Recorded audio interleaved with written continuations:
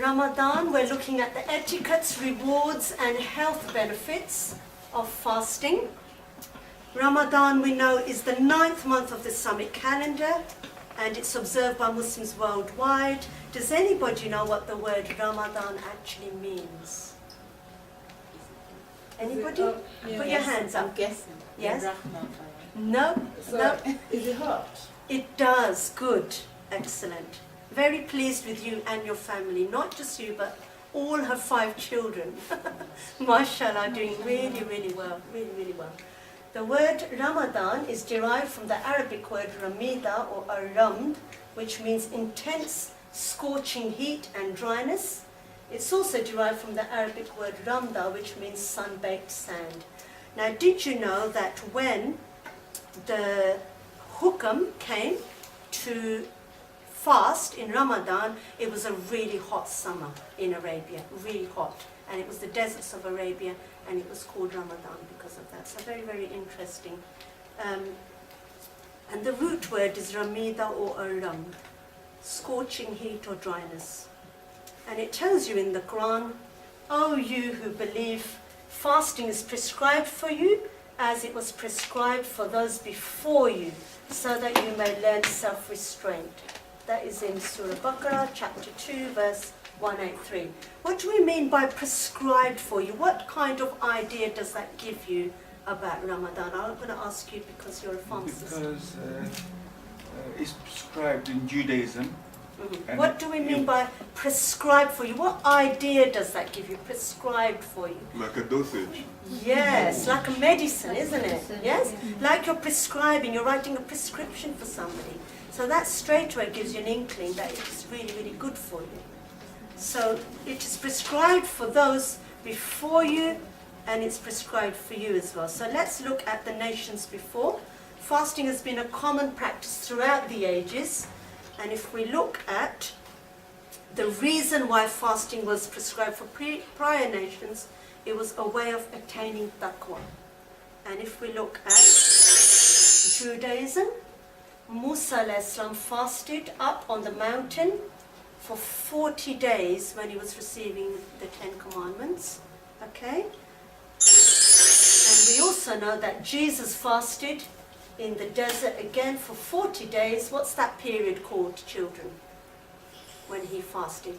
Lent. Lent. Good. Excellent.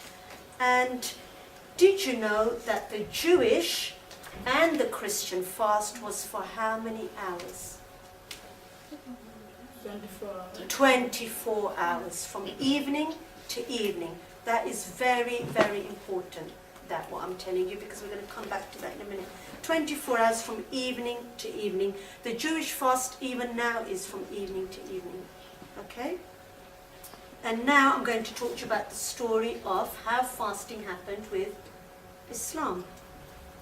So, here is our story. Prophet Muhammad ﷺ was born in 570 AD during the Middle Ages, and there were lots and lots of bad things happening at the time. And even though all the previous prophets had come, there was still lots of bad happening in Arabia. Nobody was following, for example, what Jesus had told us about. And this is the times before Prophet Muhammad ﷺ. People were worshipping hundreds and hundreds of gods. People had completely forgotten about God. They were either worshipping hundreds and hundreds of gods, or they had completely forgotten about Him. They were too busy partying, drinking, gambling. Okay? The next two are related to fasting. So the rich were not looking after the poor at all. Does anybody know why they were not looking after the poor? This is the crux of why fasting was revealed. Yes? Because they thought they didn't have enough food, so then they didn't they thought they weren't good enough to have what they had. Okay, there was a bit of haughtiness going on, a bit of big-headedness. But why were the rich not looking after the poor? I think it's because zakah wasn't prescribed then, maybe. No. No. No, because there was loads of charity prescribed by Jesus. Okay? Room of Yes, one more and then I'll What have they to tell used you. to say was if obviously God wanted to look after them, He'd give it to them themselves. Why do we have to give it? No. The real reason is they had been rich for so long, for centuries they had been very rich traders. They had absolutely no concept of how the poor felt. That is the main reason. They didn't know what it felt like to be poor. They had been rich for so long. And because they didn't know what it felt like to be poor, there was no sympathy for them. And hence they didn't help them. Does that make sense? That is the times before Prophet Muhammad sallallahu alaihi wasallam came. So Prophet Muhammad sallallahu alaihi wasallam was of a religious nature and used to really get upset about what was happening in his society. He detested the decadence of his society, and he would go up on Jabal Nur mountain, which is mountain of light, and he would meditate in the cave of Hira. Okay? And he would spend days up there worrying about the world, worrying what's going on in his land. He had a good heart. We already know that the black spot was taken out of his heart when he was a young child. And he used to always feel that there is just the one Allah, and he used to get upset about what was happening in his society. And it was there, it was actually the 36th year after his birth that he started to go there. Okay? So for 4 years he was going to that cave before one day Angel Gabriel came to visit him there. Jibreel alayhi salam came to visit him there and showed him some words. And Prophet Muhammad sallallahu alaihi wasallam was completely illiterate. He never ever went to school. And he said, sorry, I can't read. Okay? What was the word that was used? Iqra. Iqra. He said, I can't read. Okay? And then Jibreel alayhi salam asked him again, read. And again he said, I cannot read. And then for the third time, Jibreel alayhi salam squeezed him really tight until he could hardly breathe again. It's quite scary, it must have been for him. And then all of a sudden, there was a miracle. What was that miracle? Yes, shall we have you this time? He could read. He could read, even though he never ever went to school. He was unlettered. Okay? And these are the words. بسم الله الرحمن الرحيم.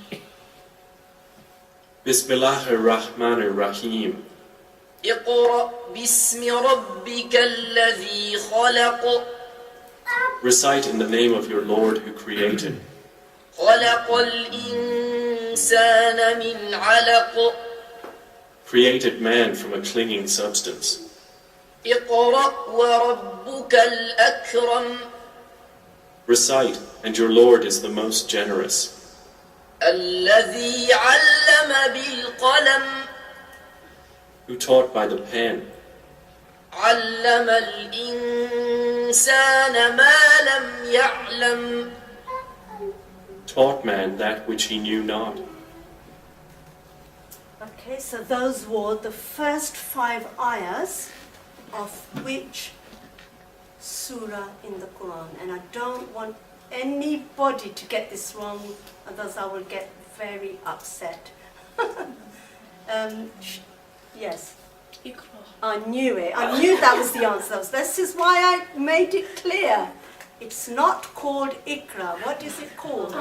Allah. No, I'm disappointed in you. Yes. Allah, the clinging clot.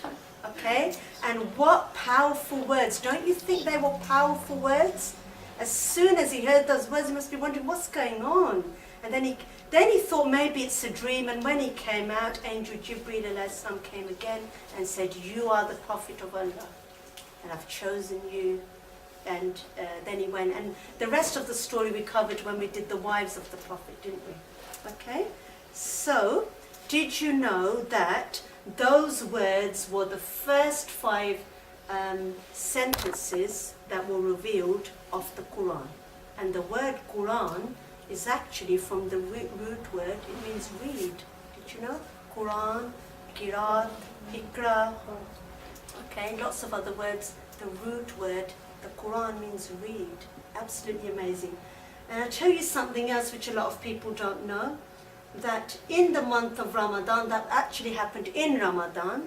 A lot of people don't understand, why do we fast in Ramadan and not any other month? It's because the Quran was revealed in that month, and that's the anniversary of the Quran being revealed. Did you know that all the previous scriptures as well were revealed in Ramadan? Did you know that? The month of Ramadan is the one in which the Quran was sent down as a guidance for mankind, clear proofs for the guidance, the criteria. So whoever amongst you witnessed this month, let him fast. That is in Surah Baqarah, chapter 2, verse 185. So all the previous books were also sent down in Ramadan. And when my next lecture, which actually is a very popular lecture, will be on the compilation of the Quran from revelation to compilation. And we will be talking about how it came down and how it was made originally. The Quran was actually made right up there when the world was made, and then it's the only book that came down in stages. Did you know that? All the other books came down all in one go. We will talk about all of that when we do that lecture, and we will explain why it came down in different stages. So Ramadan is an important month because the Quran was first revealed there. And like I said, other scriptures were revealed in Ramadan. How do we know that? I'll tell you how we know that, because it's in the hadiths. Okay, so Wathilal ibn al-Aqsa radiallahu anhu said, the Messenger of Allah subhanahu wa ta'ala said, the scriptures of Ibrahim was sent down on the 1st of Ramadan. The Injil was sent down on the 13th of Ramadan. The Zabur was sent down on the 18th of Ramadan. And the Quran was revealed on Laylatul Qadr. And that is actually from Ahmed, which again is one of my top 5 hadiths. Okay? And for the first time, Islam was the only religion where fasting was made compulsory. The only religion. The 5 pillars of Islam are a little bit like a house, where each pillar keeps the roof of the house lovely and strong at the top. And all those things that I spoke to you about that were happening in Arabia, Allah put them right by making them compulsory. So what was the first thing I said bad that was happening in Arabia? Who can remember? Yes? The very first thing. No, what was the very first bad thing happening in Arabia that was up on my chart? The worshipping gods or no gods. The very first thing was people were worshipping hundreds and hundreds of gods. That was the first thing. So, the first pillar is the testimony of faith. Okay? Believe in just the one Allah. The first part of that sentence, believe in just the one Allah. The second part is Prophet Muhammad sallallahu alaihi wasallam is the last messenger. Okay? The messenger of Allah. With that part, we say Prophet Muhammad sallallahu alaihi wasallam's name for a reason, because he's the last one. It means we believe in all the books, the original sayings of all the previous prophets and everything they showed us as well. We take on board the previous religions. Every time I do a lecture, I always go back in time and show Judaism and then Christianity and then Islam, don't I? How each religion is updated. Okay? Right, now tell me what was the second thing I said. People were either worshipping hundreds of gods or they were not worshipping any god. They had completely forgotten about God. Okay? So God said, remember me. Start remembering me. How can you remember God? Prayer. Prayer. Good. Prayer. Okay? Not just a little bit, 5 times a day for a reason. Okay? Because people were not praying at all. What was the third thing? Can you remember? Yes? Was it zakat? Yeah, but what was happening? The rich had forgotten what it was like to be poor, so they wouldn't give any. Yeah, the rich were not giving any money to the poor. So charity then was revealed. And the fourth, the major one we're talking about today, they didn't know what it felt like to be poor. So God said, feel like it is to be poor. How can you feel how to be poor? Fast. By fasting. Give up your food and we soon know. Give up your lunchtime and we soon know what the poor feels like. The last pillar is a summary of all the previous 4 things. So pilgrimage is usually done after you establish those 4. No point in going to pilgrimage if you don't even pray, yeah? Or you don't even fast.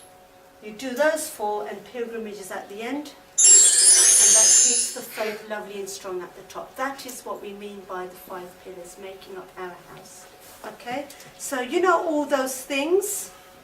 Idol worshipping, people had completely forgotten about God. Rich, not looking after the poor. No constant feeling how the poor feel. Allah subhanahu wa ta'ala then, after Prophet Muhammad sallallahu alaihi wasallam came, made all those things forth.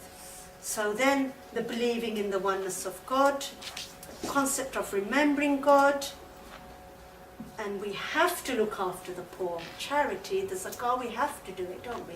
He made us do it. And the concept of feeling how the poor feel.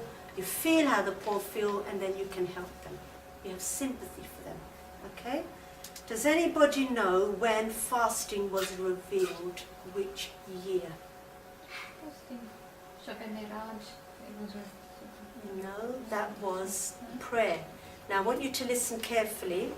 The testimony of faith, the Shahada, was the first thing revealed. And then prayer was revealed in that year when Prophet Muhammad ﷺ was really sad and he had to do the hijrah. Yes? So those first 2 pillars were revealed in Makkah. Fasting onwards, those 3 pillars were revealed in Medina. Okay? And it was in 2 AH. 2 AH, 2nd Hijri is when fasting was revealed. Okay? And there it is. And like I said, it was made compulsory. So Allah says, every good deed of the son of Adam is for him except fasting. It is for me and I will reward it. And that's in Bukhari Muslim. So very, very important pillar of Islam. And each religion updates the previous religions. Now in 2AH, when fasting was revealed, it was a 24-hour fast. Did you know? Okay. And what happened was the husbands couldn't keep away from their wives, because remember, when you fast, you have to refrain from any closeness, yes, in couples. And they couldn't keep away from their wives, and they were cheating Allah subhanahu wa ta'ala, and at night they were still having their close relationships with their wives. And what happened was really interesting. After a little while, Allah subhanahu wa ta'ala, He revealed an ayah in the Quran to update the fasting rules. So He said, permitted to you on the night of the fast is the approach to your wives. They are your garments and you are their garments. Allah knoweth what you used to do secretly. Don't you think that a bit scary? He knoweth what you used to do secretly among yourselves. But He turned to you and forgave you. So now associate with them and seek what Allah has ordained for you. So it was a mercy from Allah subhanahu wa ta'ala that He reduced the number of hours just to daylight hours. Yes? This is why it's daylight hours, and then at night you can still do whatever you need to. Okay? That's Surah Baqarah, chapter 2, verse 187, the cow. A lot of you are really surprised. I think you're learning lots here, aren't you? Yes? You definitely are, because I can tell from your faces. I'm good at reading faces now. So the previous 24 hours was changed to approximately 12 hours, daylight hours. Remember, in Arabia, the hours are less. It's only, unfortunately, we're living in England, that our hours are really long. But if you live in the Middle East, it is exactly approximately 12 hours fast. Okay? And to strengthen all of that, we were also told that whoever observes fast during the month of Ramadan out of sincere faith and hoping to attain Allah's rewards, then all his past sins will be forgiven. Okay? And fasting is a shield, Prophet Muhammad said, from the hellfire. That's in Bukhari, volume number 3, hadith number 1894. So there's a contrast there. You enter paradise, and it's a shield from hellfire as well. So we're going to go right from the beginning of Ramadan and work our way through right to the end when we get to Eid. Okay, and then Eid I will do inshallah on the next lecture with the revelation of the Quran. Okay, in the Laylatul Qadr week. So the Messenger of Allah said, can't really read that, when you see the crescent of Ramadan, then fast, and when you see it at the end of the month, then stop fasting. If it is too cloudy, then complete Shaban as 30 days. Unless you see the crescent before that, then fast Ramadan as 30 days, unless you see the new crescent before that. So all these squabbles which Muslims do amongst themselves, Prophet Muhammad ﷺ has already told us what to do. So if you don't see the moon, you basically do Shaban for 30 days. Okay? If you see it, then Shaban is 29 days. And when you hear that it is Ramadan, then when you see the new crescent of Ramadan, which we never see in this country, but when you hear about it, you can still say it. This is your dua. Oh Allah, make it a start full of peace and faith, safety and Islam. My Lord and your Lord is Allah. Okay? So that is the dua that you do. And you should, the sunnah is you tell everybody Ramadan Mubarak, Ramadan Kareem. Phone them up like the good old days. No WhatsApp messages. Okay? Ring them up if you can. Say Ramadan Mubarak, Ramadan Kareem, or whatever you want to say. Because it's happiness. Okay? And Muslims fast from dawn until sunset, abstaining from food and drink. This allows us to truly empathize with those less fortunate, and basically daylight hours we're looking at here. Okay? So fasting makes us feel how the poor feel, and by the end, you end up giving them money. Did you know last year in Ramadan, 40 billion pounds was given by Muslims in the world to the poor, straight after the month of fasting, because it made them feel like that. This, did you know, is apart from zakat, which we have to give. So isn't that amazing? So it definitely works, doesn't it? It definitely does work. Okay, suhoor is very important. I know so many Muslims who do not get up for suhoor. Did you know getting up for suhoor is what makes us different from the other two religions? The Jews and the Christians with their 24-hour fast don't get up early in the morning. They do their fast at night, don't they? So taking suhoor is very important. The Prophet said there is a blessing in it, Sahih al-Bukhari. So you can't, not bother getting up and have water by your bedside and drink it and that's it. You have to have a suhoor. The difference between our fasting, Prophet Muhammad ﷺ said, the difference between our fasting and the fasting of the people of the book is actually eating suhoor. Okay? That is in Sunnah Nasai, volume number 3, the book of fasting, hadith number 2168. He used to always get up for suhoor. And eat and drink until the white thread of dawn appear to you, distinct from its black thread, then complete your fast. That is in Al-Baqarah, the cow, chapter 2, verse 187. Now, did you know that at first, when that ayah of the Quran was revealed, nobody understood what that ayah was about. And they thought that when it says distinct from its black thread, from the white thread, they physically got a black and a white thread and put one on each leg, and they thought that when it becomes daylight and you can see the black and the white thread, distinguish between it, remember there was no electricity, no lights and things, then they thought that they can stop eating. So did you know that that Quranic ayah was updated later on, and Allah subhanahu wa ta'ala explained that the thread, the white thread he's talking about is dawn. Yeah, the dawn when it splits the horizon. I find that absolutely amazing. Do you know that when Allah subhanahu wa ta'ala then reveals something else that sort of counteracts what was there before. So, narrated Sahal bin Saud, when the following verses were revealed, eat and drink until the white thread appears to you distinct from the black thread, and of dawn was not revealed. Some people who intended to fast tied black and white threads to their legs and went on eating till they differentiated between the two. Allah then revealed the words of dawn, and it became clear that was meant, it was night and day. Okay? Very, very interesting. Book 31, Hadith 141.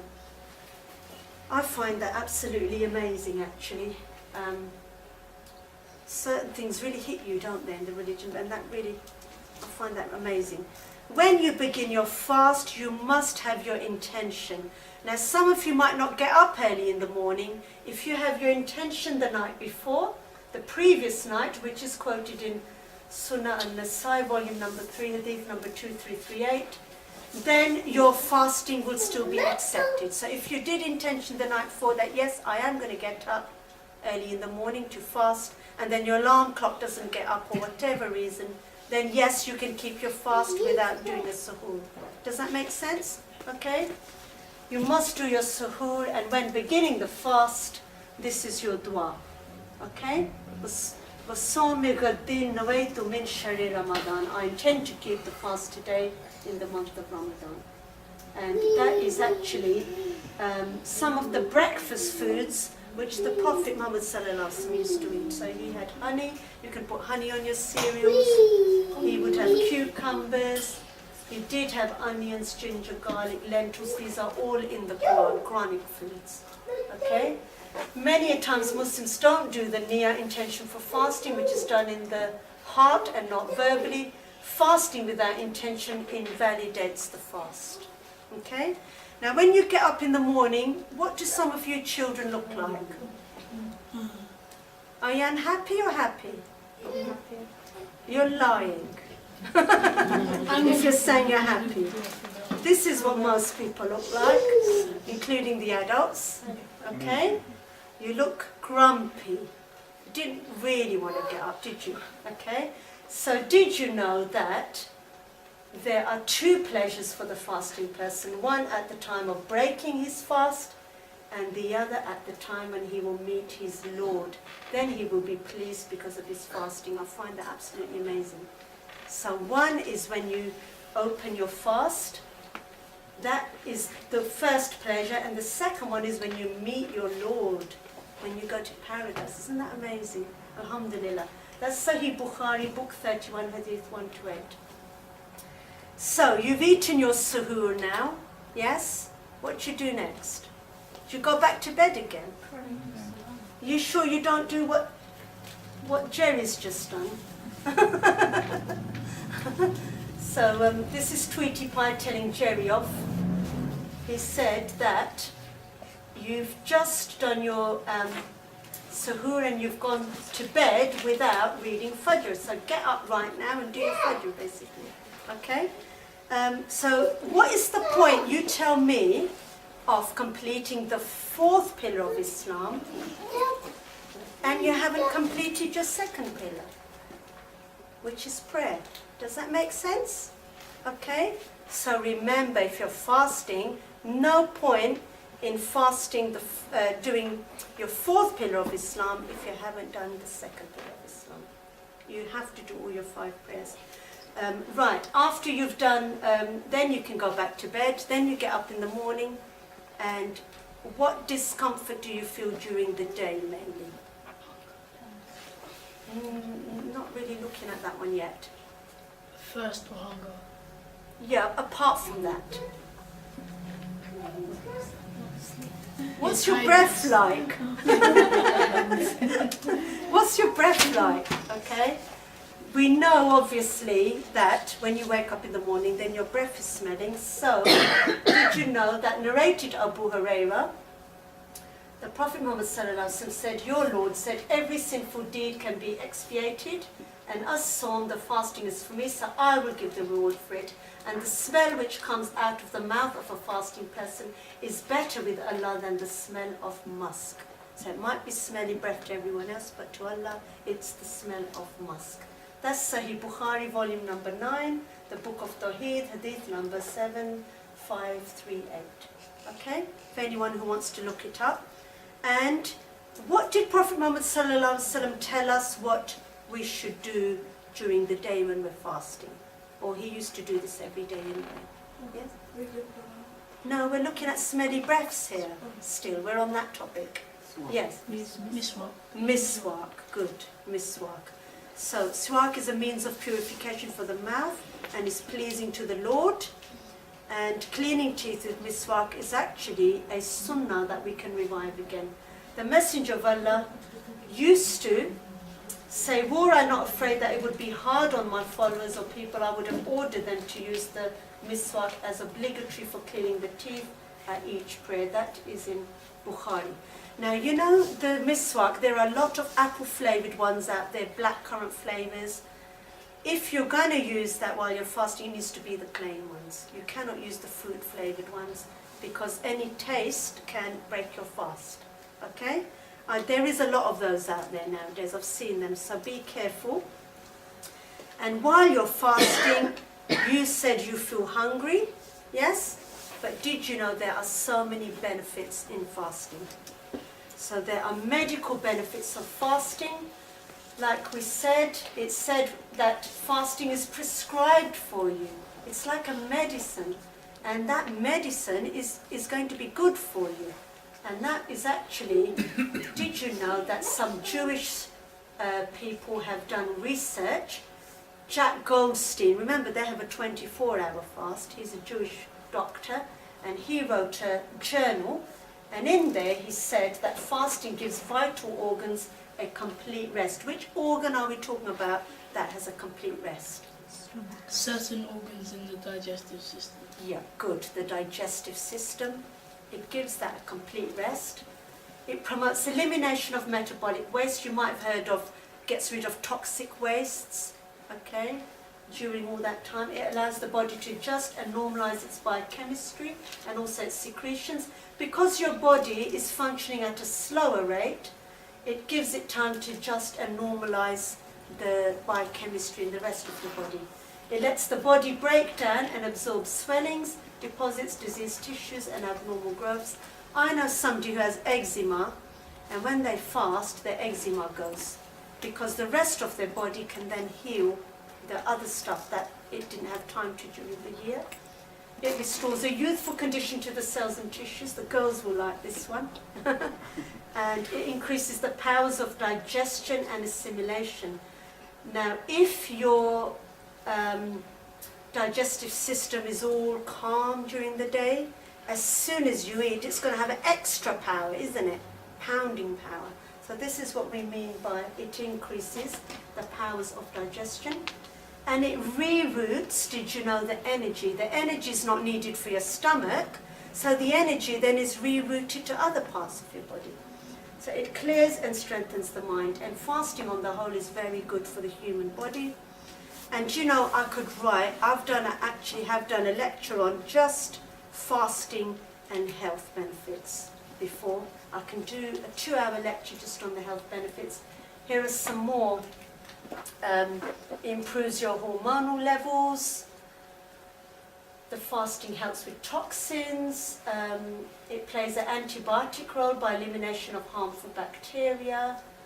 It increases body levels of energy called glycogen. It burns off excess fat to produce glycerol, another energy source. Fasting helps in the conditioning of the heart, body, mind and soul. It improves the overall dimension of a human being. I won't go into that in detail, but if you want that slide, I can send it to you. And here is a short video to summarize. In each stage of the 30 days of fasting. Stage 1. During the first couple of days of fasting, both blood sugar level and blood pressure drop. The body starts the cleansing process, and the first few days are the hardest as they are usually accompanied with headaches, dizziness, nausea, and intense hunger. Stage 2. During the second stage, the body becomes accustomed to the fasting schedule and the digestive system is able to rest. The digestive system focuses its energy on cleansing the body and healing the cells as the white blood cells in the body start to become more active. During this stage, the organs start their repair process as well. Stage 3. By the third stage, energy levels will have increased, your mind is able to concentrate better, and an overall feeling of wellness overtakes you. During fasting, the body's healing process becomes a lot more efficient, and so the body repairs any damaged cells during this stage. During this stage, the colon, liver, kidney, lungs, and skin are detoxing by eliminating toxins. Stage 4. During the last 10 days of fasting in Ramadan, the body has become accustomed to the fasting process. Your body becomes more energetic and you experience improved memory and concentration.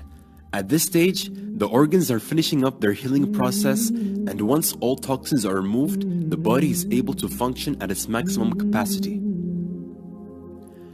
These are just some of the physical benefits of fasting that will take place within the body.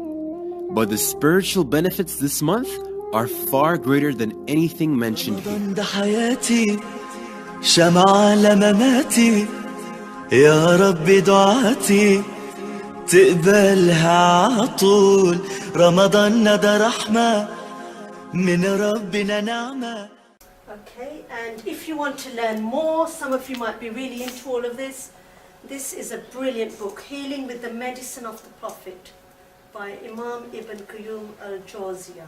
Okay, that is a really, really good book. Talks about all the sunnah of the Prophet, what herbs he used to use, what medicines he used to use to deal with each and every illness actually. And fasting, there's a big section in here on fasting as well.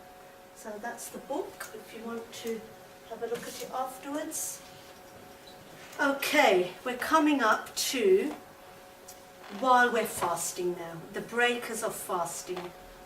Okay, so Prophet Muhammad said, whoever eats or drinks forgetfully, okay, if you eat forgetfully, and this does happen in the first couple of days, then does that break your fast? No, it doesn't, okay? So then he hasn't broken the fast, for it was only provision Allah provided for him. Do you like that picture? Yeah. It's so funny. And that is Bukhari, volume 3, 1933. Okay?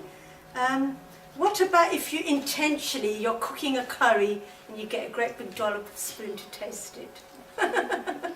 Does that break your fast? Yes. Yes. But did you know that you are allowed to, say you are doing a dinner party for guests, and to save yourself from shame, you are allowed to taste a little bit and then spit it out. You are allowed to do that. I have read that as well. Okay? And intentionally, you must not eat or drink. And other things I've seen people do is they will take a big bowl of curry and they'll sniff up all the fragrance and then swallow it. Or they might swallow their spit deliberately. Deliberately, you know, when you gather it and then you swallow it, that then breaks your fast. So you're not allowed to do that. Now, when you're fasting, it's very important to understand if something goes in your body, it breaks the fast. Okay? If it comes out of your body, it doesn't. Does that make sense? That is your clue. So, for example, minor bleeding, does that break the fast? No, because it's coming out of your body. Okay? So that will not break your fast. What about a nosebleed? It's coming out of your body, so it doesn't break your fast. But say it was a lot and then you sniffed it up and then swallowed it and it goes down, then that will break it. Doesn't it say that it's a handful is sort of considered as the amount? If you bleed a lot, then Yes, if you bleed a lot, then it can break your fast, yes. Like cupping as well. Did you know cupping breaks your fast? Okay. A blood test on the whole does not break your fast because blood is coming out. So your business is going to be all right in Ramadan. I'm waiting for the vaccination one. That one will. Oh. Okay, so, and donating blood breaks the fast because it's large amounts of blood and also it's the same form as cupping. Okay? These are all quoted and these are all fatwas, so I'm not making it all up. Women already should know menstruation breaks your fast, so, and you don't have to fast. Also, bathing is permissible, but just make sure that you're not looking up at the shower head and swallowing the water as it comes down. Be careful that that won't invalidate. You are allowed to pour water over your head to cool you down. The Prophet Muhammad actually told us that. It was Abu Bakr who quoted that. I saw the Messenger of Allah pouring water over his head while he was fasting due to the thirst and the heat. Okay? So you are allowed to do that. That's in Dawood. And does this break the fast? The medicines, pills or injections, they do all break your fast because they are going in your body. Okay? And IV fluids break the fast. That's things like, gosh, I can't think of the word. You know when you're in hospital. Dehydration. Yes, yes. Glucose and Glucose, plasma. the drip. Yeah, like the drip. And also inhalers does not break your fast. There's been a fatwa about this. I have got a husband as a doctor as well, so I do check up on all the medical stuff at home. With inhalers, it's based on the ruling that it is something that is vaporized and disappeared. Therefore, it doesn't reach the stomach. So it disappears and vaporizes just here in the lungs. It doesn't get to the stomach. Okay? And kidney dialysis, the blood is taken out, it's purified and supplemented with nutrients and put back into the body. That will nullify your fast. But if you're that ill, you will find out in a minute that you don't need to fast anyway. Nose drops, do they break the fast? Yes, because you know that at the back of your nasal passages goes straight to your stomach, so that will. Eardrops does not break your fast because the eardrum is there to block anything. So eardrops is fine. Eye drops does break your fast. Okay, because again, ENT, the passages at the back go down into your stomach. Husbands and wives, they are allowed to hug, but you can't do it to such an extent that it will stimulate you then to do the act that will nullify your fast, if you know what I mean. So you have to be careful, but you are allowed to obviously touch them. A lot of people think, oh, we're not allowed to touch you with fasting, but you are allowed to do that. This is the full breakers of fasting, very, very detailed. If anybody wants that, I can WhatsApp it to you, but we can't go into it now. I'll be here forever. Okay, so we've had our fast. We didn't break it. Now we're about to open our fast. And that's the only time when we know exactly when Maghrib is, don't we? Okay. When is Maghrib, I don't know. During Ramadan, when is Maghrib? It's 8:35 and 34 seconds. In fact, we're all waiting there, aren't we, with our clocks? And that is a good thing, actually. I'm putting this up because it's a good thing, because Prophet Muhammad ﷺ told us that we must hasten to break our fast. Okay? We're not allowed to delay our fast opening. We have to open it on time. I know people who wait and wait, oh, just in case. But if your time chart says, if your HICC timetable says this time, you just break it then, because you're going by your own town times. Okay? Iftar, what did Prophet Muhammad ﷺ break his fast with? Dates. Why dates? Because there's packed with nutrients, aren't there?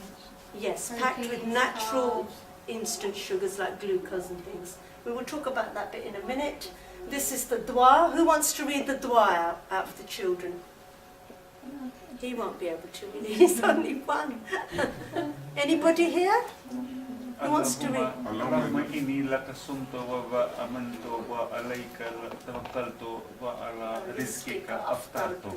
And I love those words. Oh Allah, I fasted for you, and I believe in you, and I put my trust in you, and I break my fast with your sustenance. I'm even breaking my fast with the food that you've given me. What an amazing dua. And you should really break your fast by saying that dua. Whatever is prayed for at the time of breaking the fast is granted and never refused. So there's your time to ask for your children to be good, and your children, your exams to be passed, 11 plus, and your GCSEs and all the rest. The Prophet Muhammad said, used to break his fast by ripe dates or dates in the absence of ripe dates, or sip some water in the absence of dates before praying. Okay, and dates, like I explained to you, have got huge benefits, They're packed with natural sugars like glucose, sucrose and fructose, and dates are a healthy way to boost your energy. Did you know right down to even fluorine it contains for your teeth? They're very good for iron levels, they contain fibre. Did you know that 3 dates the Prophet used to eat and he would feel fuller? It's because of the dietary fibre in there. Okay? Vitamins A, C, B2, iron, potassium, calcium, zinc, antioxidants, so many things in there. I could go on forever. Okay? Now, if you don't have dates, because when I was a child, there was very little importation from the Middle Eastern lands, there were no dates. So what can you then open your fast with instead? Other fruits. Fruits, good. And fruits, the sunnah fruits. Yes? That's a very good answer. A lot of people don't get that. They'll say chocolate. Okay? So fruits are in the Quran. Pomegranates, figs, grapes, bananas, olives are all mentioned in the Quran. These are all the ayahs of the Quran where they are mentioned. And if you've got Zamzam, even better. If you've got Zamzam, we know that the Messenger of Allah said that the best water on the surface of the earth is that of Zamzam. In it there is a food for the hungry and a cure for the ill. And the Sunnah way is not to gulp down all the water. We did this in a health lecture. The Sunnah way is to drink in 3 steps. Okay? What else did the Prophet eat with his 3 dates? Sometimes he'd have water, sometimes he had milk. Good. Milk is also a drink which is actually mentioned in the Quran, in Surah An-Nahl, the bee, and it's very, very good for you. Very, very good for you. Right, you've opened your fast, you've had your dates, you've had your milk. Now what? Are you waiting for your samosa? Samosas and pakoras next, is it? Salah first, okay? Forget your samosas, you can come back to them. The sunnah is you open with the dates and the milk or the water, and then you go and you read your salah first. Like I said, you cannot accomplish your 4th pillar of Islam if you haven't done your 2nd, okay? Then you go in the kitchen and you help the wives and the mums. They've been fasting the whole day, haven't they? And the sunnah is you go and the Prophet Muhammad ﷺ used to help his wives in their cooking, and he used to mend his own clothes, sew his clothes and things like that. So don't forget that. And children, go and help your mum. It's a sunnah to help with housework, okay? Don't leave it all to her to do. And eat together. This is very, very important. This is where I see the society breaking down. One person takes a plate in front of the telly, the other person will eat in the kitchen, the children will go up and take the food up to their bedrooms. Prophet Muhammad ﷺ told us that there's a hadith where one of the companions went up to Prophet Muhammad ﷺ and said that we're not satisfied when we eat. And the Prophet said, perhaps you eat separately. They said, yes. He said, if you gather together and mention Allah's name, you will be blessed in it. And that's in Dawood. So it's important to eat together. And I don't know if anybody's noticed, but in Ramadan, you become closer as a family. Because you're getting up together, you're eating together, you're praying together.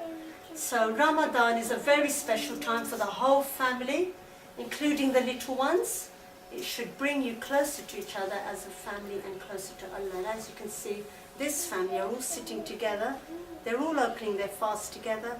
So they're all much, much more closer, can you see, as the time goes by. And children, you are not to complain after a day of fasting that, oh, I don't want this, I want chicken nuggets and chips. Okay? You are thinking of the poor. Fasting is thinking about the poor. So you have to be really, really careful with all your moaning. I want this for breakfast and I want this for dinner. So why complain?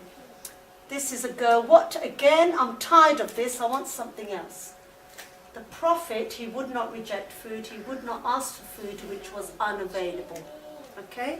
What your mum's made is what you will eat. While others could barely find anything, Alhamdulillah, I have something to eat today. That is what you should be saying. Okay? Alhamdulillah, I've got something to eat today. Be grateful. Okay, because we actually have more than enough. Did you know there are so many countries where people fast, it's compulsory, but they've got nothing to open their fast with? This is why we give fidya money, which I'm going to come to in a minute. And did you know that researchers have found that recently that grateful people live happier, less depressed, and less stressed lives? Okay? The Prophet also began eating in Allah's name, and he always praised Allah while he was eating as well. So all of that gratefulness, there's journals to prove that you are happier when you are more grateful. Okay, narrated Abu Huraira, the Prophet Muhammad ﷺ never criticized any food, but he would eat it if he liked it, otherwise he would leave it without expressing his dislike. So this is a naughty go here, isn't it? That's Bukhari volume number 4, hadith number 3563. We must not forget that Ramadan is a month of fasting, not a month of feasting. Okay? All Muslims, Ramadan is for fasting, not feasting. We have to remember that. Some people eat more in Ramadan than they eat normally. Okay? We are not going to be like this man here.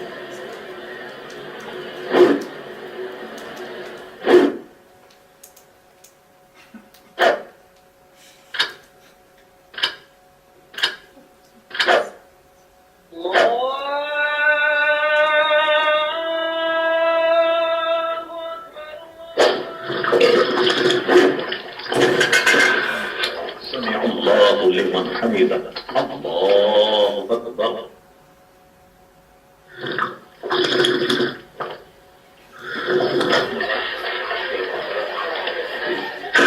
الله أكبر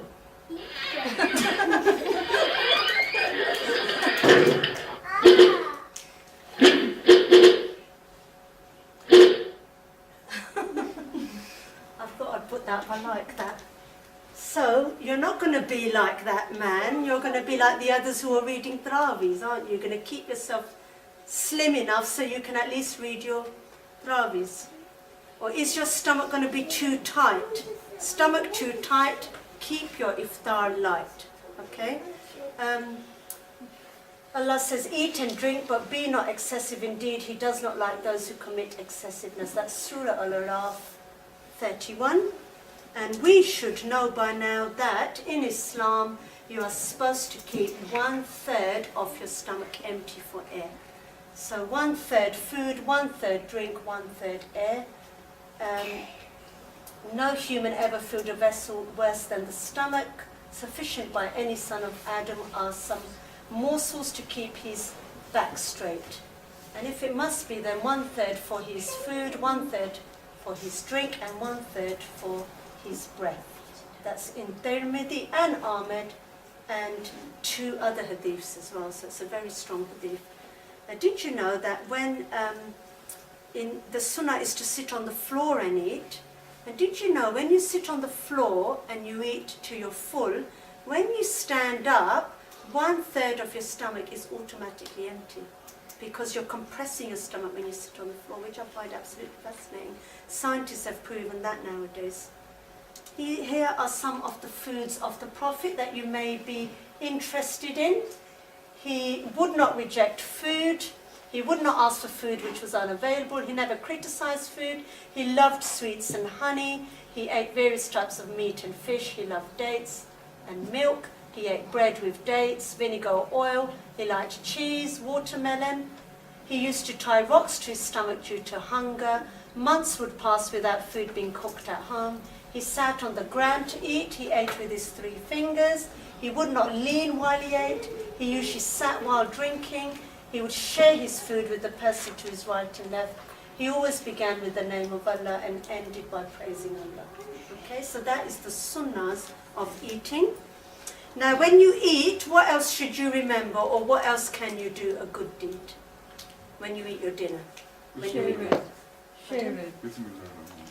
Yep, we've done that. Sharing with who? Someone next to you.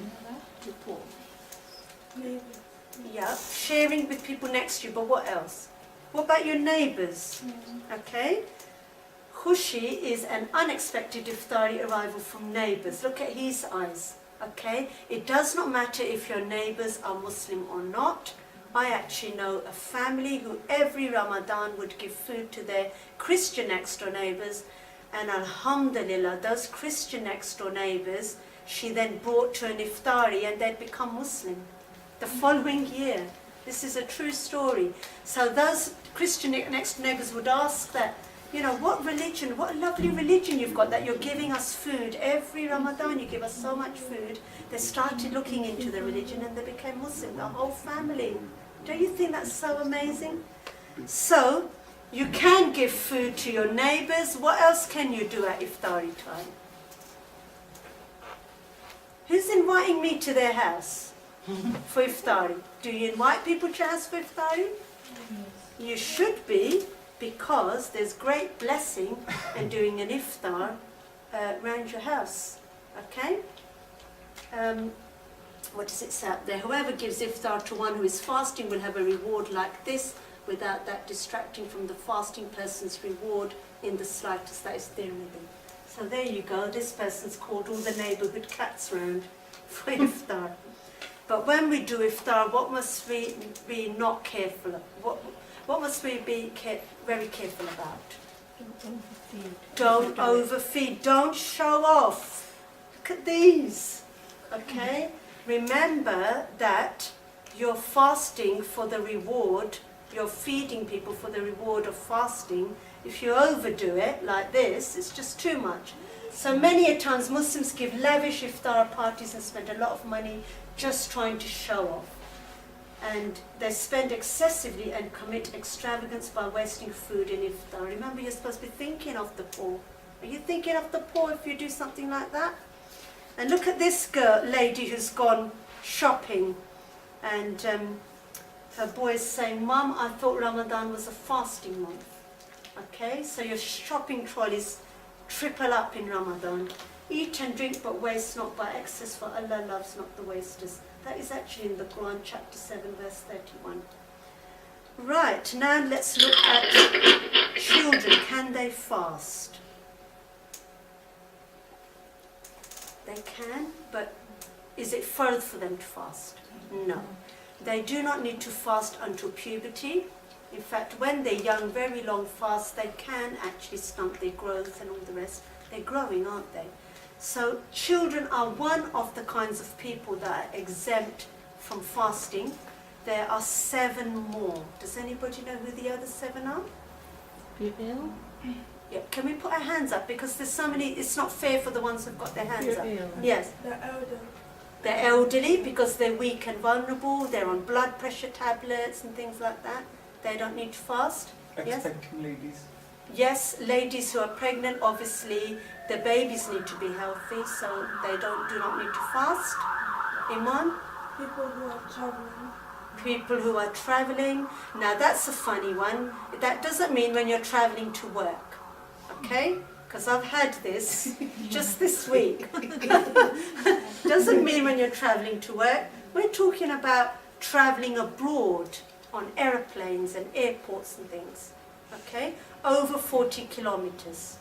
The same kind of distance when you do your salah and you half the number, okay? Right, any more? We've only had 3 there. We've only had 3 there. Yes? Menstrual women. Yes, women, they don't need to fast when they're on their monthlies, yes? Yes? People who are ill. People who are ill, good, good, excellent. Anybody who's ill and they need medication, they do not need to fast. Anyone else? There is, I would say, at least 2 more. No? Okay, let's tell you then. Here we are.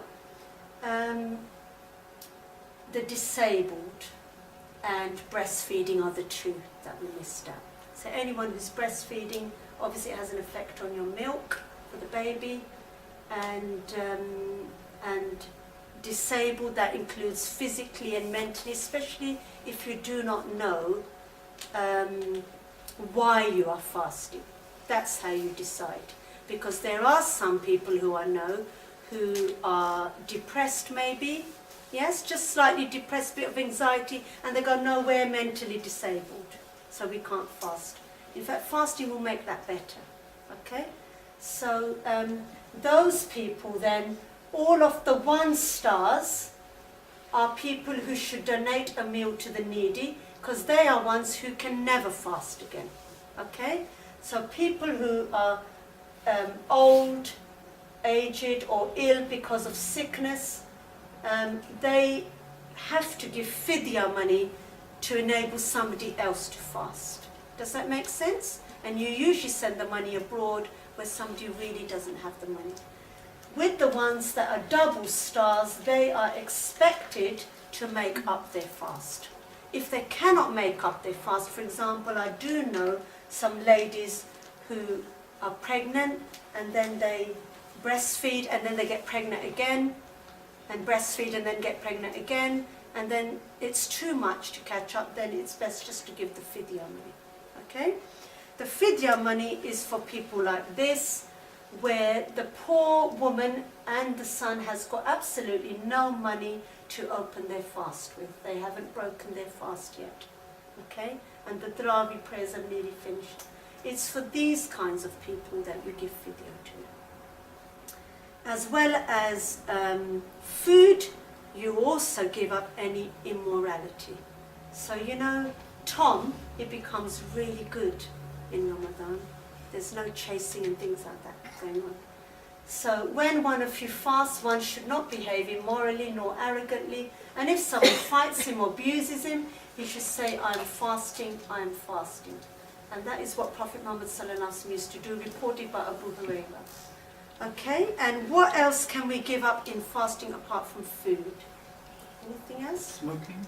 Yep, smoking. Anything else? I'm talking more about spirituality things now, not physical things.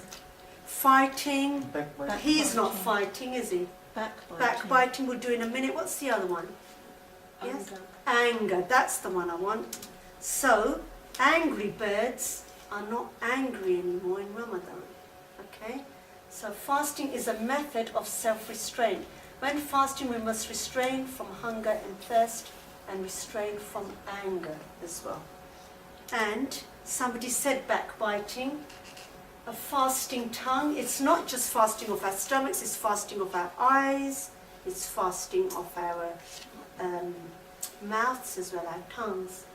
So narrated Abu Hurairah, the Prophet said, whoever does not give up false statements like lying or evil deeds and speaking bad words to others, Allah is not in need of his fasting, leaving his food and drink. That is in Bukhari. And we have to basically discipline ourselves from any harsh words. And it's a purification, fasting is of our mind, body and soul. Who leaves when Ramadan starts? Shaitan. Where does he go? He's chained up. He's chained up. Good. Somebody's leaving. Ramadan is coming. Shaitan is running. Muslims are preparing. Hell is closing. Heaven is open. So, Shaitan gets locked up in chains when the month of Ramadan starts. The gates of the heaven are opened and the gates of hell are closed. Prophet Muhammad said, and the devils are changed up. Sahih al-Bukhari. Now that means it's our chance to do lots and lots of good deeds. Now it doesn't mean that all the shaitans are locked up. The major shaitans are locked up. Someone asked me this last year, in the month of fasting, the London Bridge attack happened. Right in the middle of fasting. And someone said to me, I thought you said the devils are chained up. Well, where did all these evil people come from then? It doesn't mean they're all locked up, the major ones are locked up, or the major big one who has the influence on the others is locked up, but the others can still do their own bad deeds. Okay, that is important for you to understand that. So this is our chance. He's locked up, he's not going to influence us anymore. We can get our Ramadan cleaner out and we can remove all our sins. Okay, you like that, don't you, Ganya? So fasting is a method of self-purification. 11 months for stains, let Ramadan be the cleaner. This is our chance now to make our scales heavier on the good side. So this is our scale at the moment. Ramadan is about losing sins, not weight, and it's our chance to make this scale much, much more heavier, the good scale. Fasting is not about diet, of burning calories, but burning of pride, ego, and sins. And this should not be your routine every Ramadan, which is sleeping, going to work, sleeping again, iftar, watch a bit of telly, and then going and having a suhoor. That is not good. So your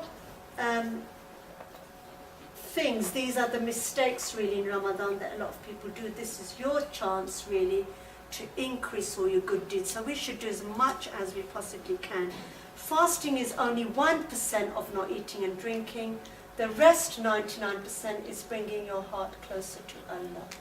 Okay, so these are some good children doing some good work. So basically anything to do with Allah, we can try and do in Ramadan. The reward for every good deed, did you know, is multiplied up to 700 times when you in the month of fasting. And that is a quote by Prophet Muhammad sallallahu alaihi wasallam himself, and we are looking at Bukhari hadith again here. Okay? So this is my Ramadan highway code. These are all the things that you can do to make your scale heavier. You can pray your 5 times prayer, study and learn Islamic knowledge, recite and learn the Quran, do lots of dhikr, make lots of dua, give lots of money in charity. And this is how you can complete your Quran in Ramadan in 30 days. The Quran has approximately 600 pages, read 20 pages per day. That's only 4 pages after each salah. That is how you can complete 1 juz every day. By the end of the 30 days, your whole Quran is completed. Okay? Don't waste your time on useless activities. Smoking was one of them. Don't listen to music, no arguing, lower your gaze, no eating or drinking while you're fasting. Lots and lots of really good things that you can do. Some of the children, you can help your grandmothers if you've got grandmothers around. Okay? And you can listen to stories within the Quran as well. A lot of people, they ask me, why am I doing lectures in Ramadan? Well, that's the time to do it, because 1 lecture is like giving 70 lectures. So it's ridiculous when people say, oh, it's Ramadan, we've stopped doing this and we've stopped doing this. That's the time to do it all, isn't it? Okay? The other thing that we have to remember is that the Quran revealing, it's that Ramadan is an anniversary of the Quran being revealed. So Jibreel alayhi salam used to meet the Prophet every night in Ramadan, and he would study the Quran with him. So every single Ramadan, he would go through the whole Quran with him. And this is the reason why we do what in Ramadan? Tarawih prayers is for that reason, where we are revising the whole Quran every night. So narrated Abu Huraira, Allah's Apostle said, whoever establishes prayer during the nights of Ramadan faithfully, out of sincere faith and hoping to attain Allah's rewards, and for showing off, all his past sins will be forgiven. Okay? So that is very, very important. The men, you can go to the mosque and do your tarawihs, especially like a mosque like this where there's brilliant facilities. Ladies, it's up to you. You can either come to the mosque or you can do it at home, but you don't have to read tarawihs for the ladies, but they can still try and do 1 juz a day. In fact, this mosque we've just arranged now for ladies. During the day they are going to be translating 1 juz every day in English here at this masjid. I will send a message around to everybody. Okay, during the day it will be every day in Ramadan.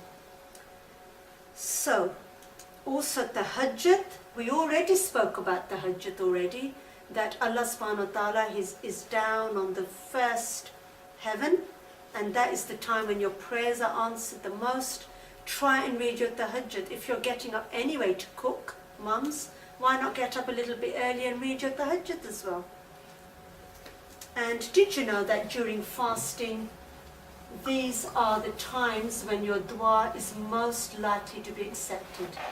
We've already talked about the third portion of the night, while you're fasting, between Asr and Maghrib, just before your fast opens, on Jummah, before and after the khutbah, between Adhan and the Iqamah, whilst it's raining, which I'm sure we'll get more of, after Quran recitation, and the night of Qadr. All those things are the times when your prayers are most likely to be accepted. Now we need to cover zakat, because zakat, we know, is the other pillar that is related to do with the poor. And we can do our zakat, did you know, any time in the year. You do not have to wait until Ramadan to pay your zakat. Why do people wait for Ramadan though? Because they get extra blessings. Good, because giving 1 penny is like giving up to 700 pence. This is why. So Ramadan is a month of generosity, it is a month of sadaqah, and you get abundant reward for your good deeds. So this is the month where you should give maximum charity. So an important principle in Islam is that everything belongs to Allah. Wealth is therefore held by human beings in trust.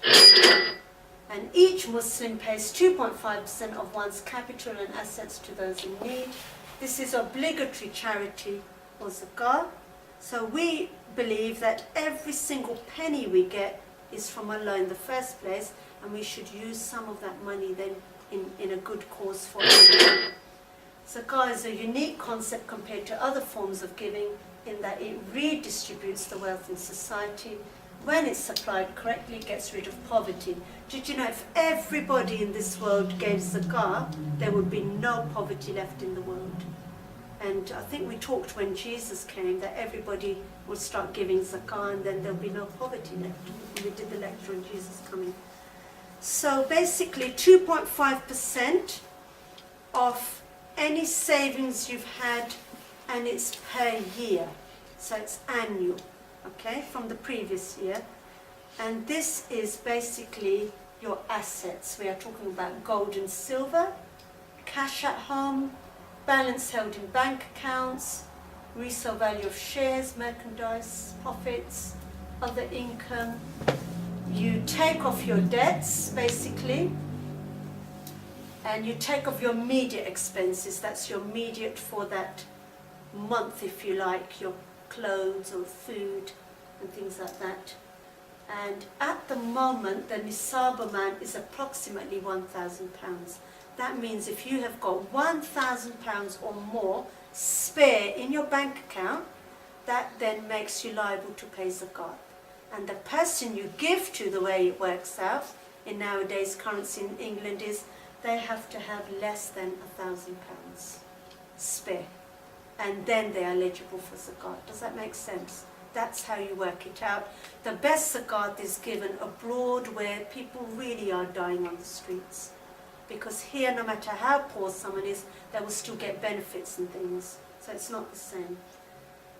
So, zakat is payable at 2.5% of the wealth one possesses above the nisab. This is the minimum amount of wealth one must have before they're liable to pay zakat, which is equal to 3 ounces of gold. So you can look up the current rate yourself. Other forms of charity, you can also do lots of sadaqah jariyah activities where the reward comes to you even after you die. So if you participate in building a mosque, every time somebody prays you earn. If you donate a wheelchair to a hospital, every time a patient uses it you earn. If you give a copy of a Quran to someone, give it in Ramadan, extra blessings. Every time they read it, you will earn. And you can place a water cooler in a public place, a well, things like that. Every time someone drinks, you earn. And trees are very, very important. You plant a tree, whoever eats from it, whoever sits under the shade, any habitat it might provide, you get the blessings right till the day of judgment. And trees are actually alive for hundreds of years. So it's a very good form of sadaqah jariyah. If you do umrah within Ramadan, it's equivalent to Hajj. And that's what Prophet Muhammad ﷺ himself said. And that is in Sunnah an-Nasai, volume number 3, book of fasting, hadith number 2112. So lots and lots of blessings you can earn. And now we're going to come to the end of Ramadan in the last 10 days. So Ramadan is split into 3 sections. The first Ashara, what is Ashara? 10 days. 10 days is all about mercy. The second Ashra is the days of forgiveness. And the third Ashra, which is an extremely important period of time within Ramadan, because that is when the Quran was revealed in this last Ashra, okay, is salvation from hellfire, days of seeking refuge.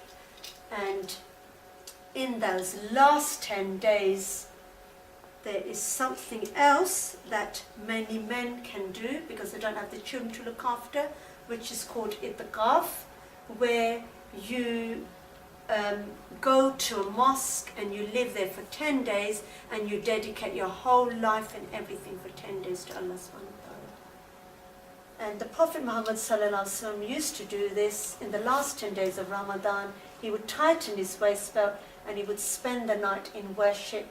He would also wake up his family, so his wives used to also do this.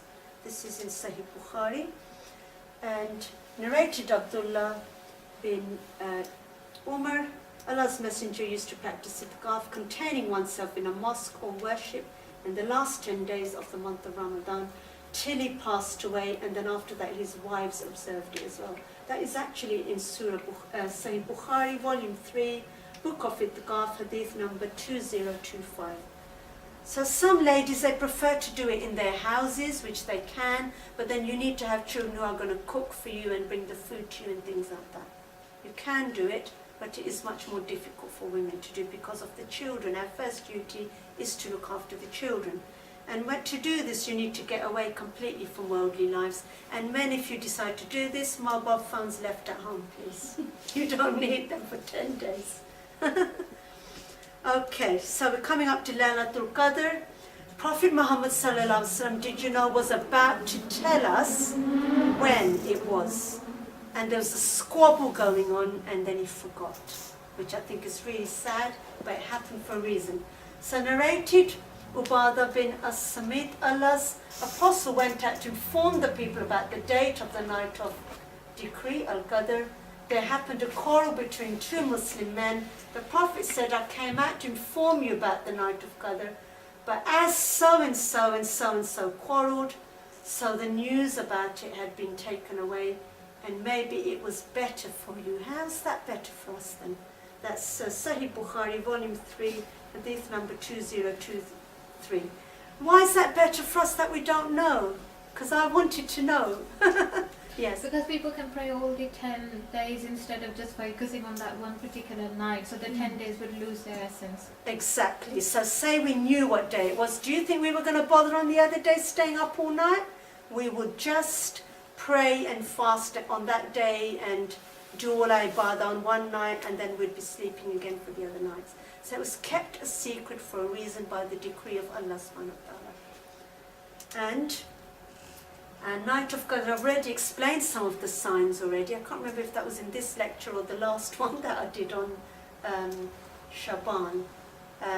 But you can tell if you look out for it. It's normally really bright out there. It's a strange kind of light, which isn't daylight and it isn't moonlight either. And that's all the angels that come down. So seek for the night of Laylatul Qadr in the odd nights amongst the last 10 days. So Prophet Muhammad sallallahu alaihi wasallam said it's either 21st, 23rd, 25th, 27th, 29th. Some people single out 27 again because of the number 7 being a holy number, but we don't know.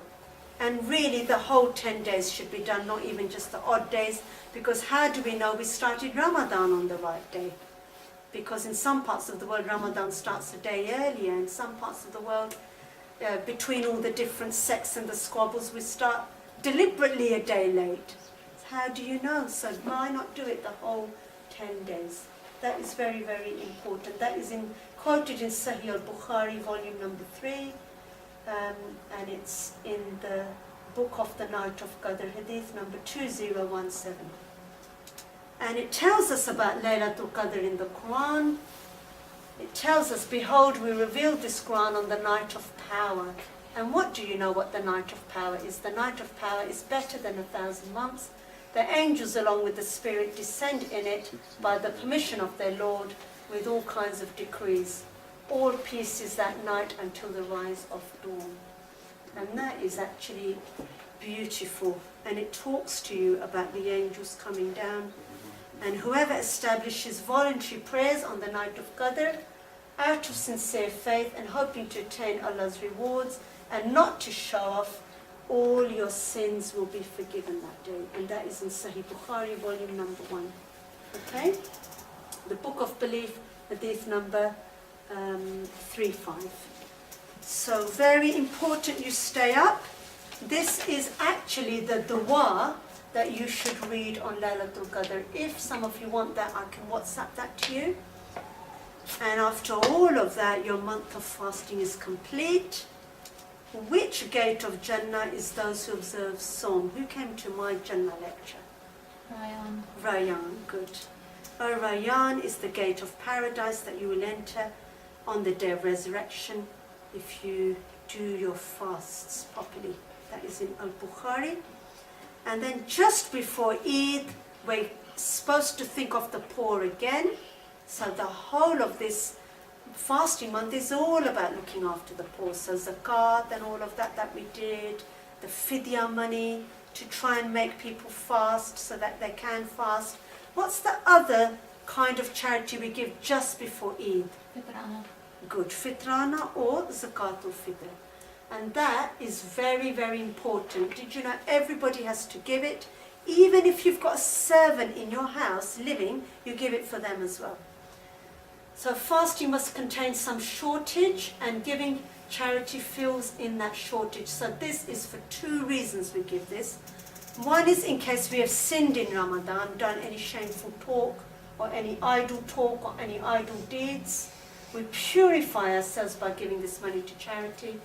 And the other one is we give it so that somebody who's poor can do what? Celebrate Eid. Otherwise, if they don't break that fast, they will carry on fasting, won't they? So it's for 2 reasons. The Messenger of Allah, peace be upon him, obligated the zakat al-fitr for the one who fasts as a means of purifying him from vain talk and immoral deeds, and as a means of feeding the poor. That is Abu Dawood, volume number 2, Book of Zakat, hadith number 1609. And it's approximately £5 to £6 per person nowadays. The Prophet commanded that we give the zakat al-fitr before the people go out for the Eid prayer. Some people give it on Eid Salah. That is wrong. You have to give it before. Those, how will it reach those families and how will they have their Eid? Especially that money is going abroad, isn't it? So Ibn Umar would give it before that by a day or 2. That is in Sunnah Abu Dawood, volume number 2, hadith number 1610. And the Prophet Muhammad, peace upon him, said if zakat al-fitr is given before the Eid Salah of Eid al-Fitr, it is counted as such and such. If it is given after Salah of Eid al-Fitr, it is counted as normal charity. So if you give it on Eid Day, it's normal charity and you haven't fulfilled that obligation. That's in Abu Dawood, volume number 2, Book of Zakat, hadith number 1609. And did you know how the amount is actually calculated? Yes, handful of grains. It's really amazing actually. So, narrated Ibn Umar, Allah's Apostle enjoined the payment of 1 sa of dates. Sa is actually the quantity in those days. Or 1 sa of barley as zakat al-fitr on every Muslim slave or free male or female, young or old, and he ordered that it be paid before the people went out to offer the Eid prayer. Okay, so it's even for children you have to give it as well.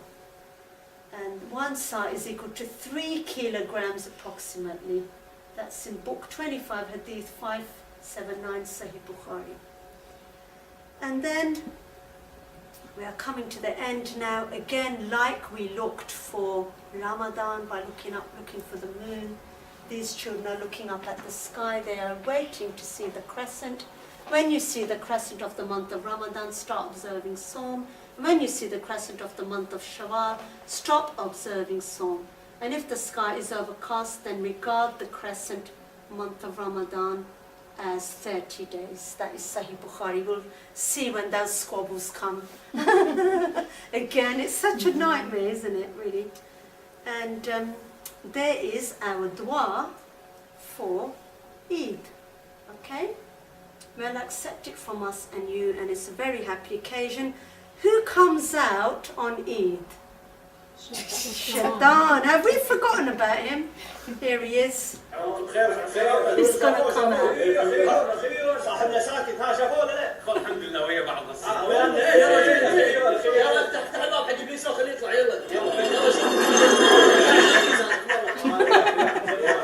So he comes out and he starts corrupting everyone up again, doesn't he? Okay? And he fasts on Eid. Did you know? Comes out and then he fasts on Eid, which is why on Eid we are not allowed to fast. We have to eat properly. Doesn't matter. Forget your diet on Eid. Okay? Get all your food out and you eat properly. Eid al-Fitr means celebration of breaking. Fitr is breaking. This is where the word fitrana comes from. And iftar. Did you know fitr, iftar from the same root word? Festival of breaking. What are we breaking that day? Fast. Our fast. And you wish everybody Eid Mubarak, everybody. Okay? Did you cover Shawaal? Shawaal I didn't. Do you want me to cover that then? Do you want me to cover Shawaal? You've got it there. I have got it here, yes. How long did it say? We've got time.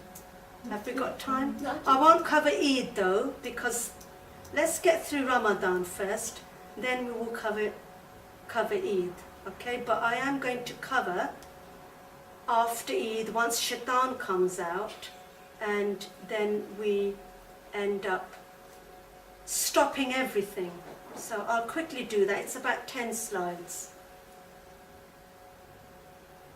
Can I ask a quick question while you're starting? Or shall we wait? He started. Okay, do you want to keep that till the end? Okay, so we should strive to revive the spirit of Ramadan beyond Ramadan as well.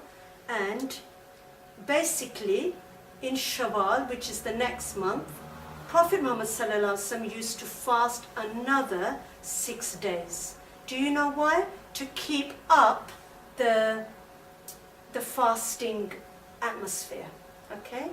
So the Prophet said, anyone who fasts the month of Ramadan and then follows it up with 6 fasts in the month of Shawaal, it's as though he has fasted for the full year, or he has fasted perpetually for the full life. So 30 days Ramadan plus 6 days Shawaal is equal to 1 year. Okay? A lot of people find it very easy to do the 6 straight after Eid because you're in the routine. Yeah. But you don't have to, did you know? You can do 6 in the whole of that month.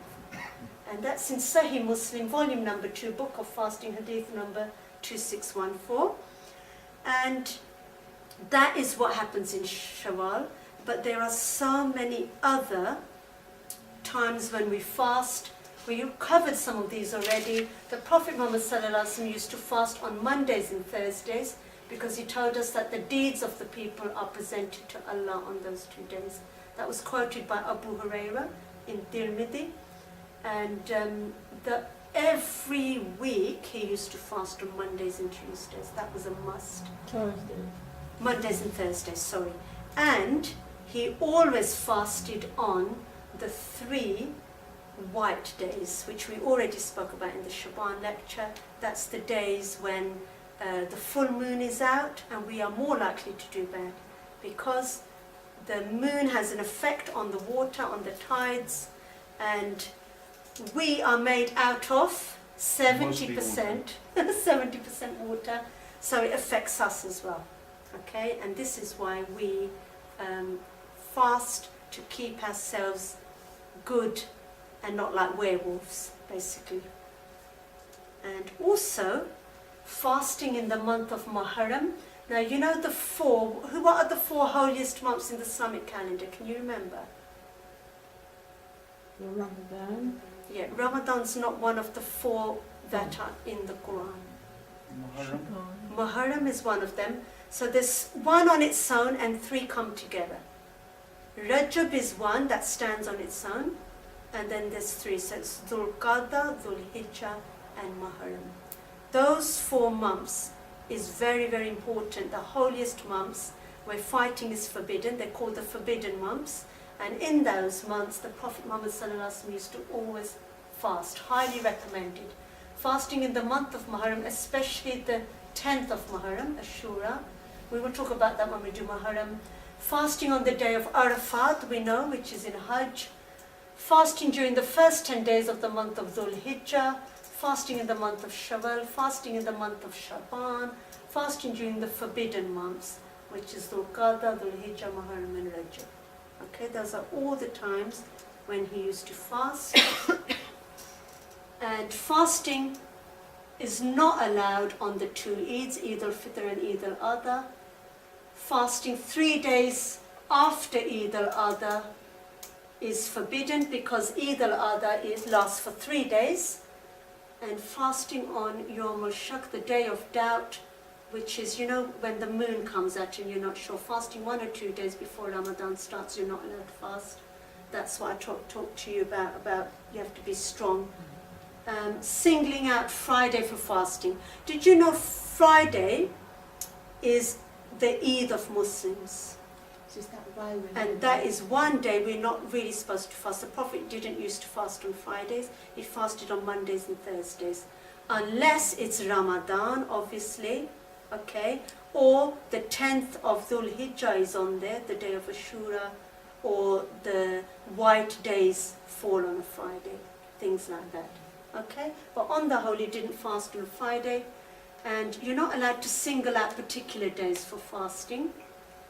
You're not allowed to fast for your whole life. Look at that one, Sawm al-Dar. And Visal, fasting consecutively day and night, not allowed to do that. And a married woman, now this is interesting, is not allowed to keep any voluntary fast without getting the permission of her husband. Because, like I said, close relationships are not allowed when you're fasting. And if he wants a close relationship with you, then you can't fast, basically. Okay? So that has finished off fasting for you all. Okay. Right, let's just finish off now with questions. I just wanted to ask one thing. Yes. For the fidya, how Yes. do you know what amount to give? Because obviously the amount of the meal for a person could be different. So is there a set standard every year? There is a set standard every year for each country. So if you go through the Islamic organizations, some countries would be £3. Syria is approximately £3. But if you go to Eastern European countries, they'll be a bit more expensive. So it all depends on which country you decide to give to. But it is, on the whole, about £3 in the poverty countries. Okay? Yes. What's the ruling on kids taking exams and fasting? Okay, that is a very good question, and I've had to deal with this at the university. Some people don't like what I have to say, but that's tough. Okay? First of all, when the Olympics happened, there was a fatwa out for the Olympic Muslim people who were going in, participating in the Olympics, that they can do their Ramadan afterwards. There was a fatwa that was published. So in difficult circumstances where you feel the fasts are very long and you can't concentrate, and those exams are basically your entry into university, and you can't do them again, because nowadays with A-levels, if you have to resit, you lose your chance of getting into universities, then yes, I think that that fatwa can be applied and you can do your fasting afterwards. Okay? So should you give the fidya?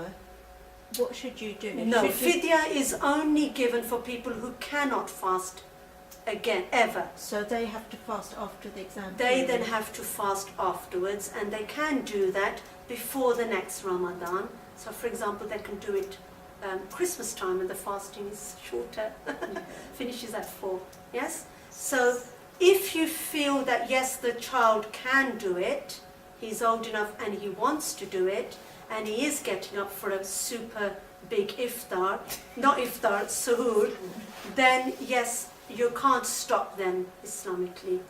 Okay, it is fard.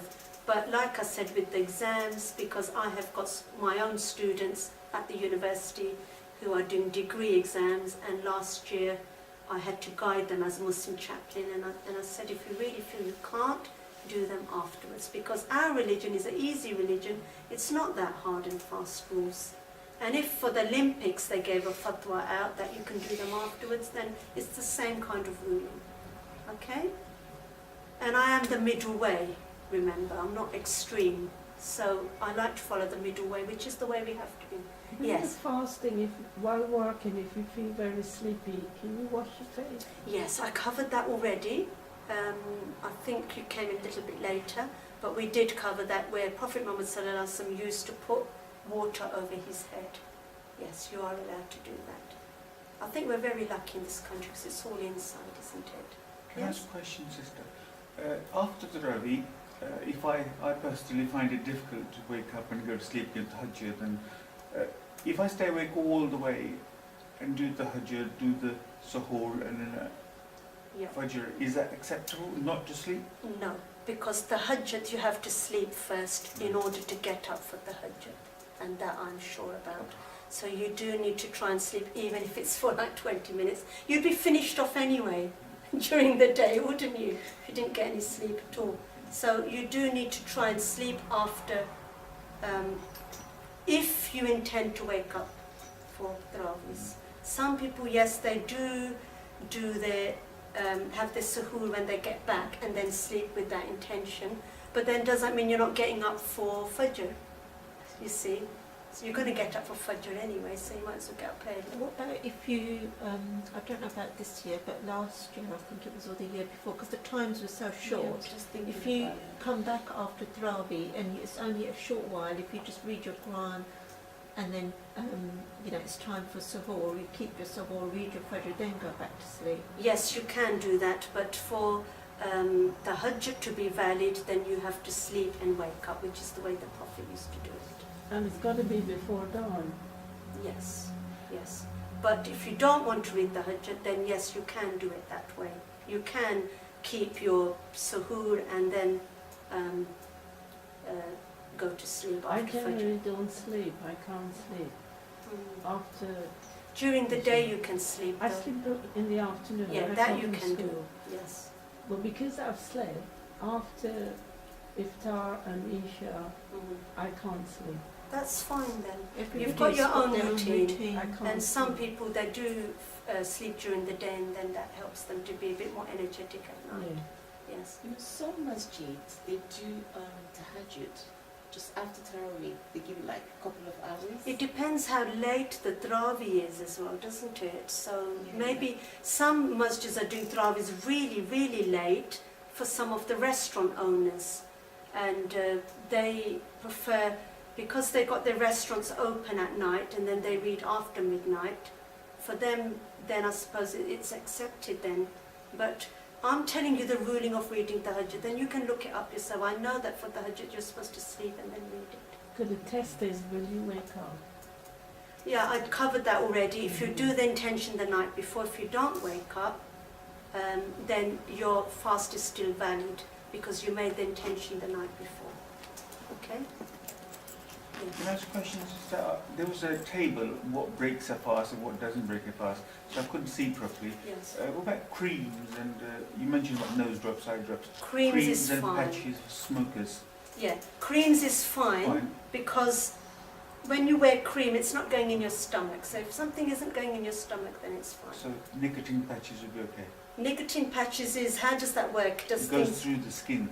Yes. into the blood. I think that should be okay. It's like cream, isn't it? Yeah. In fact, you're encouraged not to smoke, for example, in Ramadan, so that would be a good thing. So that should be okay.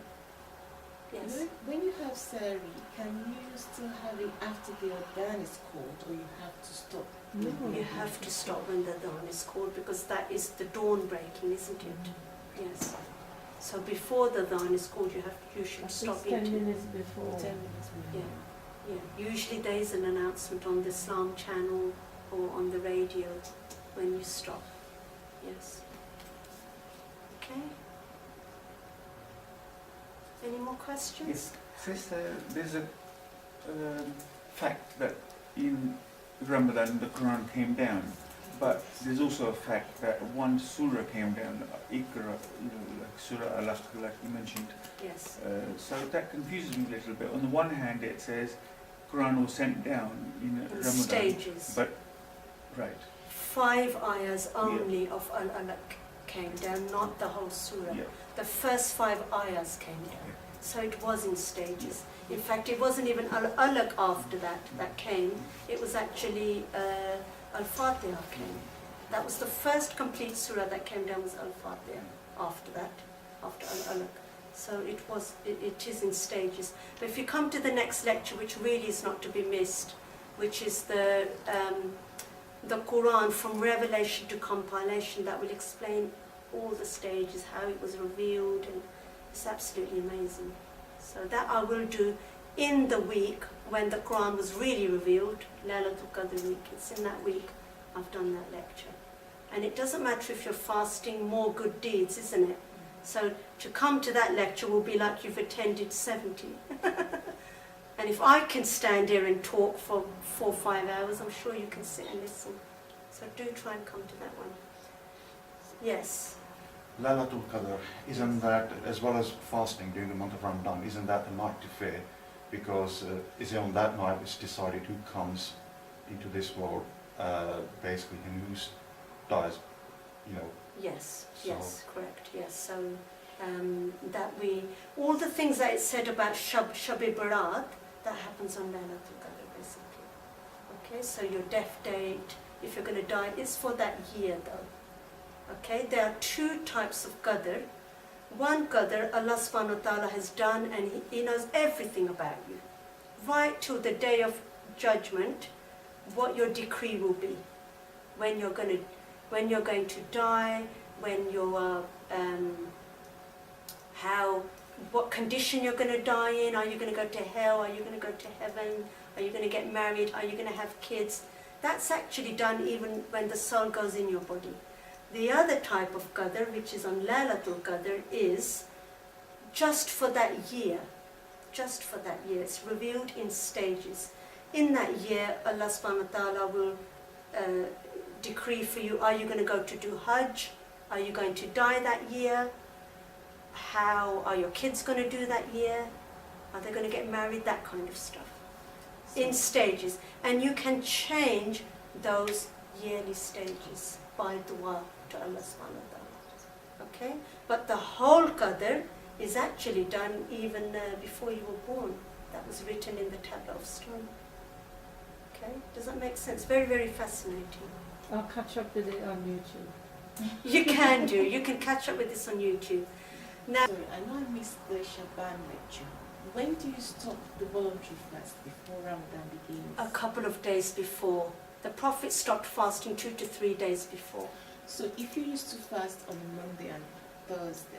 Yes, then you can. Then you can. I did cover all of that. Again, go on YouTube, see the first Shaban lecture.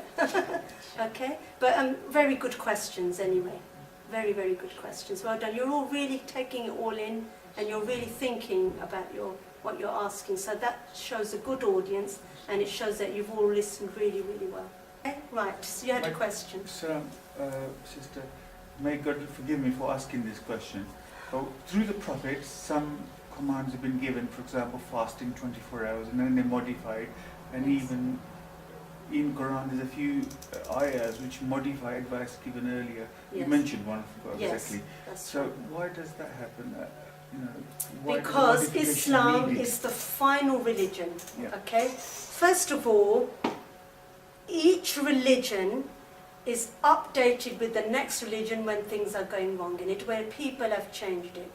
So each religion that comes, first of all, renews all the previous messages, and it updates any laws according to the time. That is very important to understand. An example is drinking alcohol. So Christianity, yes, Jesus may have drank wine, but it was like grape juice in those days. Okay? By the time Islam came, wine was a lot more refined, and it intoxicated you and people were sinning because of it. Okay? Because of that, then also the hukam of prayer came, and somebody drank wine and he was reading the words of Allah wrong while he was praying. So Allah subhanahu wa ta'ala said, that's it, I asked you to drink, you are not allowed to get intoxicated, but you are drinking and you did get intoxicated and you committed a sin because of it, now you have to stop drinking completely. Okay? So that is an example of updating the laws according to the time. Okay? So some laws, again, the fasting law changed because people found it hard, 24 hours, because they wanted to relationships with their wives. So Allah subhanahu wa ta'ala then decreased the number of hours so they could still be okay at night. So that is an example of updating the law according to the time.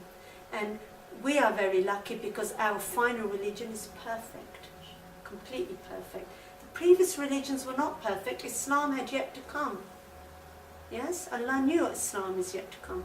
So we are very lucky. Everything about Islam is completely perfect, completely perfect. Everything, there's a reason for everything. Yes.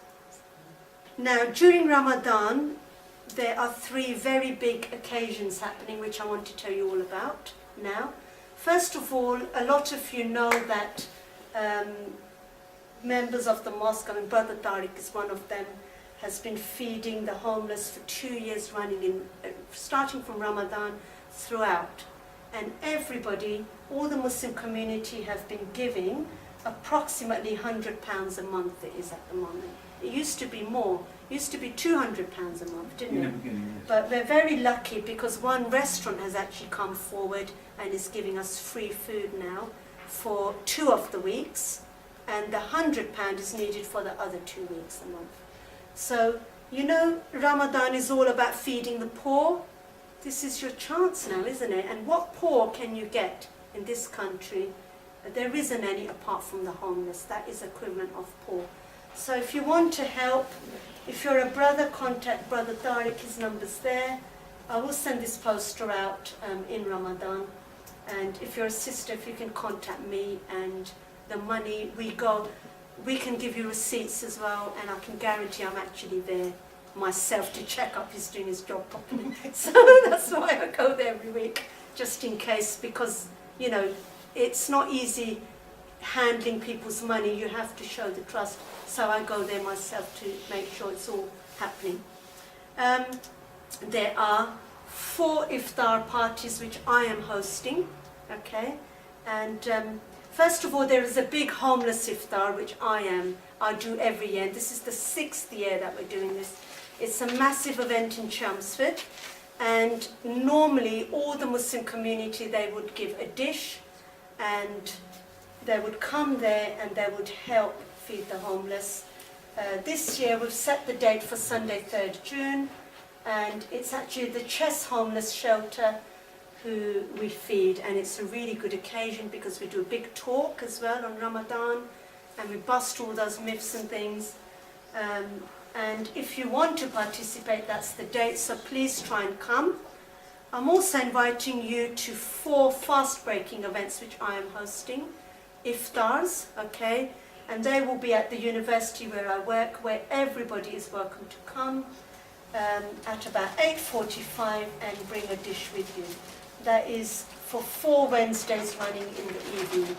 With weekends, I wanted to do, but I'm already invited to iftars every weekend, so I can't then do them myself. So it's Wednesday night, 4 Wednesdays.